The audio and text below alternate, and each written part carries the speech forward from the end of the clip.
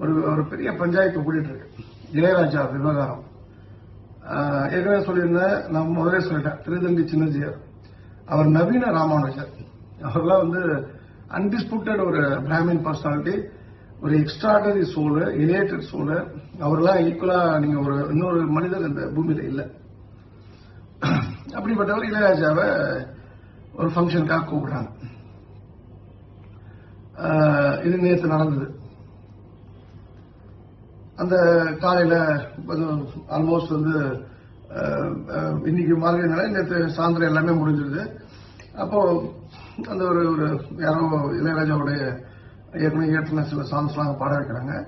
அப்புறம் திருதண்டி சின்னஜியரும் அவருக்கு ஏற்கனவே சீடராக இருந்தவர் தான் சடகோபால் ராமானுஜியார். இப்போ சீர்திருத்தஜியராக இருக்கிறார். அவர் திருச்சி தான் அவர் இருந்ததெல்லாம். அவருக்கு மனைவி பிள்ளைகளை உண்டு, அதெல்லாம் விட்டுட்டு தான் ஜியராக இருக்கார். அவங்க 2 பேரும் இளையராஜாவோட கோயிலுக்குள்ள போறாங்க. போகும்போது அதாவது அந்த கோயிலை பொறுத்த வரைக்கும் கருவறை உண்டு, அர்த்த மண்டபமும் உண்டு. இங்க பொதுவாக நிறைய பெருமாள் கோயில்ல அர்த்த மண்டபம் வரைக்கும் அனுமதிப்பாங்க, பக்கத்துல இருந்து சேவிக்கலாம் நிறைய கோயில்கள்ல. இங்க வந்து கருவறைக்கு அடுத்து இருக்கிற அர்த்த மண்டபம். அர்த்த மண்டபத்துக்குள்ள யாரையும் அலோவ் பண்ண மாட்டாங்க. ஏன்னா ராமானுஜர் வந்து நான் வந்து இதை நான் எப்படி சொல்றேன்னா வந்து இது நான் இந்த கருவறைக்குள்ள நான் போயிருக்கேன். எப்படின்னா கும்பாபிஷேகத்துக்கு முன்னாடி கருவறைக்குள்ள போகலாம் முக்கியமானவங்க. அது வந்து ஏன்னா அதுக்கப்புறம் கும்பாபிஷேகம் முடிஞ்சுதான் யாரும் உள்ள போடாது, உள்ளே அனுமதிக்கப்பட்டவங்க மட்டும் தான் உள்ள போக முடியும். அந்த வகையில கும்பாபிஷேகம் முடிந்த பிறகு நீங்க வேற யாராவது உள்ள போகலாமா, அந்த யாரும் வந்து அந்த அனுமதிக்கப்பட்ட பட்டர்களை தவிர, அந்த பிராமணர்களை தவிர யாரும் போகக்கூடாதுன்னா போகலாமான்னா போகக்கூடாது. அங்க வந்து நல்லா ஜெய்சாண்டிக்கா இருக்கும், தாயார் பெருமாள் சூப்பரா இருக்கும், ஆண்டாள் ரங்கமனா கேட்டாங்களாம். ராமானுஜர் வந்து ஒரு 1000 வருஷத்துக்கு அப்புறம் வராரு. அவர் வந்து ஆண்டாளை சேவிக்கிறதுக்காக வரும்பொழுது அவர் ஏற்கனவே ஆண்டாள் வந்து ஒரு வேண்டுதல் உண்டு அழகருக்கு, மதுரை அழகருக்கு 100 தடா அக்கார அடிசலும் 100 தடா வெண்ணையும் உனக்கு நான் பண்றேன், என்னை வந்து தயவுசெய்து ரங்கநாதனை கல்யாணம் பண்ணி வை அப்படின்னு சொல்லிட்டு அதை பண்ணி முடிச்சுட்டு இவர் வந்ததுனால என் கோயில் என்ன வா அப்படின்னு சொல்லிட்டு அவன் அங்கிருந்து ஒரு 12 அடி உள்ள முன்னாடி வந்து அவரை வரவேற்றதாக ஐதீகம். அதனால இங்க பாத்தீங்கன்னா உற்சவர் சிலைகள் வந்து ஆண்டாள் ரங்கமனா கடாவில் பாத்தீங்கன்னா முன்னாடி தான் இருக்கும், அந்த அர்த்த மண்டபத்தில் இருக்கும். ஸோ அர்த்த மண்டபத்தில் யாரையும் அலோவ் பண்ண மாட்டாங்க. அதுக்கு அந்த அர்த்த மண்டபத்துக்கு முன்னாடி ஒரு தங்க ரேக் போட்ட ஒரு படிக்கட்டு இருக்கும், தங்க கலர்ல. அதோட தான் எல்லாருமே நிற்கணும். இப்ப ஜியர்கள், அனுமதிக்கப்பட்ட பட்டர்கள் தவிர வேற யாரும் உள்ள போகக்கூடாது. நான் இந்த கோயிலுக்கு ஏன் போறதில்லை, இன்னி வரைக்கும் நான் போல. ஏன்னா அங்க இருக்கக்கூடிய சில பட்டர்கள் எனக்கு ரொம்ப வருத்தம் உண்டு. பணத்தை வாங்கிட்டு பெரிய பணக்காரர்களுக்கு வந்து பூணூல் போட்டு உள்ள கொண்டு போனதும் உண்டு. அந்த அர்த்த மண்டபத்துக்குள்ளே அந்த அர்த்த மண்டபத்துக்குள்ளே உள்ள கொண்டு போனதும் உண்டு. 1 நம்பர் 2, அது மட்டும் அல்லாமல் பணக்காரர் இருப்பாங்க இல்லையா, பணக்கார பிராமணர்கள், அவங்களையும் உள்ள கொண்டு போனது உண்டு. உதாரணத்துக்கு பிரபலமான ஒரு யங் மியூசிக் டைரக்டர் ரஜினியுடைய பிரதரங்களா மைத்துனர், அவர்லாம் நான் உள்ள போய் நான் பார்த்துருக்கேன். அதாவது இந்த என் கண்ணு முன்னாடியே கூட்டு போயிருக்காங்க. இப்ப அதே ஊரை சேர்ந்த ரங்கராஜ் பண்டே அதுக்குள்ள போக மாட்டார். அவரும் பிராமணர் தான். ஏன்னா அவர் நினைச்சா போகலாம், ஒரு சட்டையை கட்டிட்டு போன்ல போட்டு சேவிக்க போகலாம், போக மாட்டார். ஏன்னா அது பெரிய பாவம் என்பது அவருக்கு தெரியும், அதெல்லாம் பண்ண மாட்டார். இவங்க இந்த பணக்காரர்கள் வந்து நான் சொல்றேன், ஒருத்தர் வந்து இப்ப படத்தை படிக்கையா இருக்காரு எனக்கு தெரிஞ்சு. இன்னொருத்தர் வந்து பெரிய பில்டர், அவர் பேர் Ravi Appasamy, residency hotel owner. இவங்கெல்லாம் உள்ள போய் நான் பார்த்திருக்கேன். அதே போல வாட்டா ரகுநாதன் ஒருத்தர், அவரும் வந்து பெரிய பெரிய கோயில்ல தங்க கொடிமரம் பண்ணி கொடுப்பாரு, அவரும் உள்ள போய் பார்த்திருக்கேன். என்ன விஷயம்னா இப்போ இந்த இடத்துல நான் இது போல எல்லாரையும் பணம் கொடுத்து கூட்டு போறாங்க, அவர் பெரிய வக்கீல் அதெல்லாம் கூட்டு போறாங்க, பெரிய பில்டரை கூட்டு போறாங்க, அவங்க நிறைய பணம் கொடுப்பாங்கனால எல்லா பட்டர்களையும் நான் சொல்ல, ஒரு சிலர் நான் அதுக்கு ரொம்ப வேகமான சில வார்த்தைகள் சொல்லி இது போல வந்து ஒரு கருவறைக்குள்ள அது அப்ப அர்த்த மண்டபம் கருவறை ஆயிடுது. நல்லா புரிஞ்சுங்க. வெளியாட்களை கூட்டம் யாருமே போகக்கூடாத இடத்துல வெளியாட்களை அனுமதிப்பதை கண்டித்து, அதுவும் குறிப்பாக சில பட்டனுடைய உறவினர்கள், அவனுக்கு தெரிஞ்சவன் எல்லாருமே உள்ள போய் நான் பார்த்திருக்கேன். அப்போ அதை கண்டித்து ஒரு கடினமான வார்த்தை சொல்லி, இவங்கெல்லாம் வைரமுத்தோட மோசமானவர்கள், அவங்க வெளியில இருந்து சொல்றாங்க, இவங்க உள்ள இருந்தே தாயார் அப்படி பண்ணிட்டு இருக்காங்க, இது கருவறையா இது கழிப்பறையான்னு நான் சொல்லி ஒரு வீடியோ போட்டு அதோட அந்த கோயிலுக்கு போறதில்லை. இப்ப விஷயம் என்னன்னா, அது முடிஞ்சு போச்சு. நான் போட்ட உடனே அப்போ ஸ்ரீபதி பேப்பர் போர்டுடைய உரிமையாளர் அண்ணன் ரவிச்சந்திரன் அவங்க அப்போ தக்காரா இருந்தாங்க. அவங்க வருத்தப்பட்டாங்க, என்கிட்ட சொல்லிருக்கலாமே நான் எதுக்கு வீடியோ எல்லாம் போட்டு அப்படின்னு. இல்லைன்னா இவங்கெல்லாம் சொன்னா கேட்க மாட்டாங்கண்ணே, நீங்க விட்டுருங்க இந்த விஷயத்த நான் ஹேண்டில் பண்ணிக்கிறேன்னு. அதோட அந்த பிரச்சனை முடிஞ்சு அவர் அப்புறம் ஒரு ஒரு லெட்டர் போட்டு ஒரு எல்லாத்தையும் கையெழுத்து வாங்கி அதுக்கப்புறம் யாரையும் விட்டுறதில்லை அப்படின்னு சொல்லிட்டு நினைச்சிட்டு இருக்காங்க.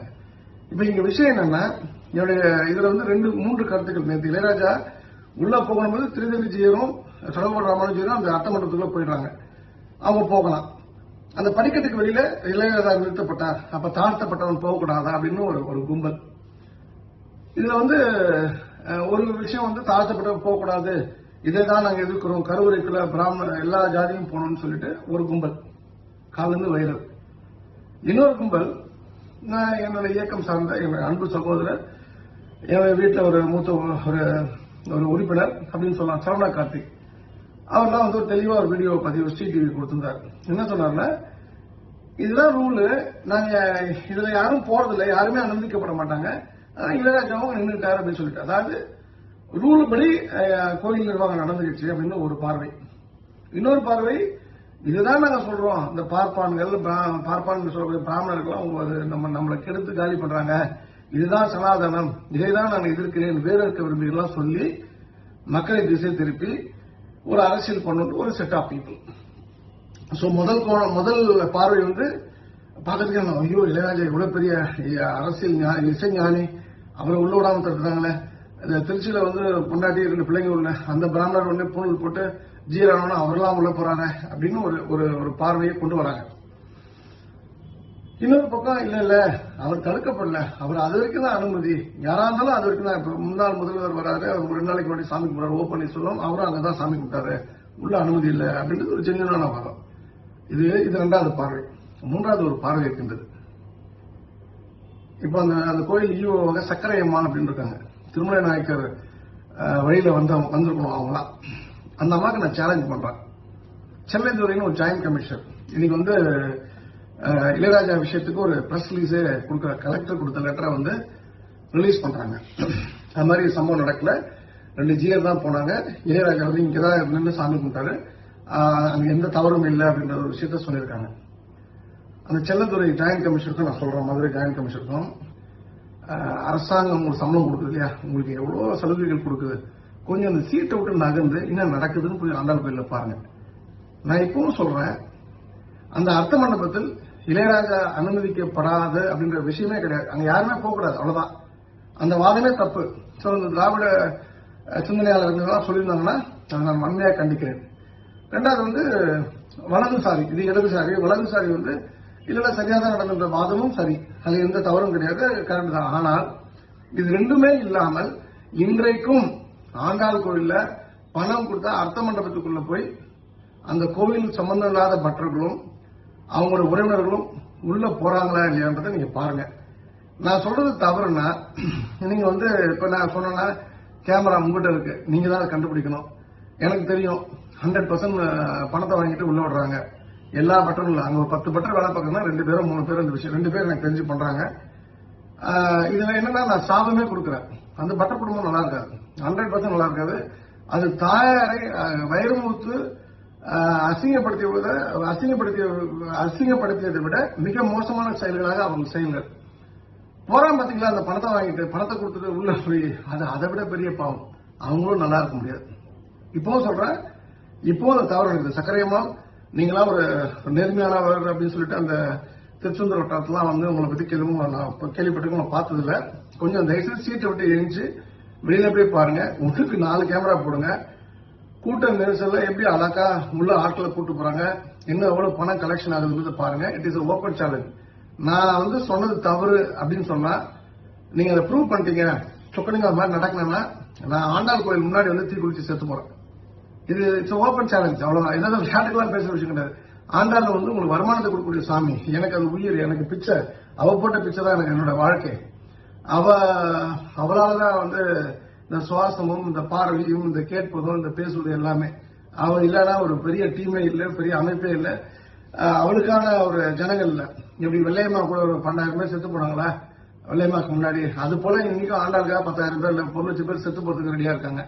ஆனால் நீங்க as EO as joint commissioner Selladurai சாரும் தயவுசெய்து இந்த கோயில்ல இமிடியேட்டா ஆடிட் பண்ணுங்க. இந்த தவறு இளையராஜாக்கு நீங்க பண்ணது சரி, மற்ற எல்லாருக்கும் பண்ணது சரி, ஆனால் அங்க உள்ள மட்டும் யாரும் போல மட்டும் சொல்லாதீங்க. அது வந்து இது ஒரு மிகப்பெரிய ஒரு தவறாக நான் பாக்குறேன். அது குறிப்பாக ஆளக்கூடிய யார் அந்த டைம்ல ஆளுறவங்களோ அந்த முதலமைச்சர் குடும்பத்துக்கு அது நல்லதில்லை. இது நான் ஜெயலலிதா இருந்தப்பே நான் சொன்னேன். அப்ப வந்து அந்த ஒரு கமிஷனர் ஒருத்தர் இருந்தார், உடனே அவரை மாத்தினாங்க. நான் அதை சொல்லி அந்த வடபத்திர சாய் சன்னதி பூட்டி வச்சிருந்தாங்க. ஸ்டன் ஆயிட்டாங்க, ஷாக் ஆயிட்டாங்க. ட்ரிப்ளிகன் ஒரு ப்ராப்ளம், அதையும் நான் சொன்ன ஒருத்தங்க மூலமா கண்டுபிடிச்சாங்க. ஆமாண்டாங்க, 2 பேரும் தூக்கி போட்டு அந்த ஆள் அதோட தூக்கி போட்டு முடிச்சு விட்டாங்க. அவங்க அதுல வந்து ஸ்பெசிபிக்கா சொல்லியிருந்தேன், இது வந்து ஆளக்கூடிய சிஎம்க்கு நல்லதில்லை, சிஎம் குடும்பத்துக்கு நல்லதில்லைன்னு சொல்லிட்டு. இன்னைக்கு சிஎம் வந்து நல்லது பண்றாரா கெட்டது பண்றாருன்னா எனக்கும் உங்களுக்கும் தேவையில்லை. அது ஓட்டு போடுற அன்னைக்கு யார் நல்லவர் யார் கிட்ட நீங்க பார்த்து போட்டுங்க, அது அரசியல். ஆனால் இன்றைக்கும் ஒரு மக்களால் தேர்ந்தெடுக்கப்பட்ட அரசு, நடுவில் குறுக்கு வழியில வரல, 4 எம்எல்ஏ பிடிச்சி இங்க ஒரு 4 எம்எல்ஏ பிடிச்சி அப்படிலாம் பண்ணல.